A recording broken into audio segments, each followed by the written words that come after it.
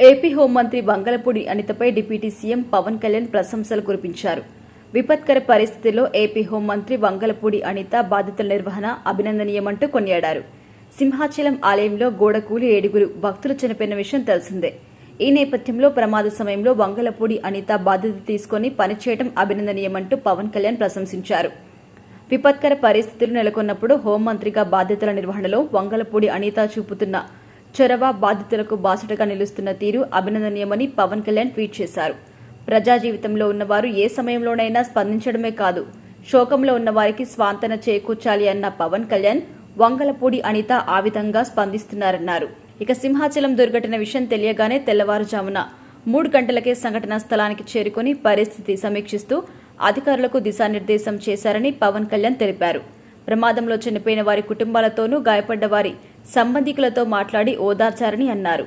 ఇటీవల పెహల్గాం ఉగ్రదాడిలో మరణించిన చంద్రమౌళి కుటుంబానికి కూడా వెన్నంటి ఉండి మనోధైర్యమిచ్చారని అన్నారు. కూటమి ప్రభుత్వం ఏ విధంగా స్పందిస్తుంది అనే దానికి, బాధితులకు ఎలా భరోసా ఇస్తుందో చెప్పడానికి వంగలపూడి అనిత బాధ్యత గల నిర్వహణ ఒక తార్కాణమంటూ డిప్యూటీ సీఎం పవన్ కళ్యాణ్ అభినందించారు. మరోవైపు గత ఏడాది నవంబర్లో హోంమంత్రి వంగలపూడి అనితను ఉద్దేశించి పవన్ కళ్యాణ్ చేసిన వ్యాఖ్యలు సంచలనం రేపాయి.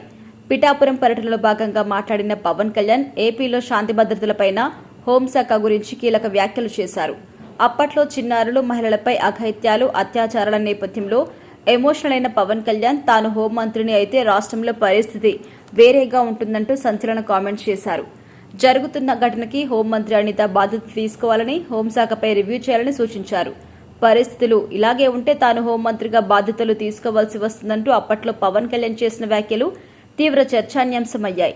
తాజాగా వంగలపూడి అనిత పనితీరును పవన్ కళ్యాణ్ ప్రశంసించడం విశేషం.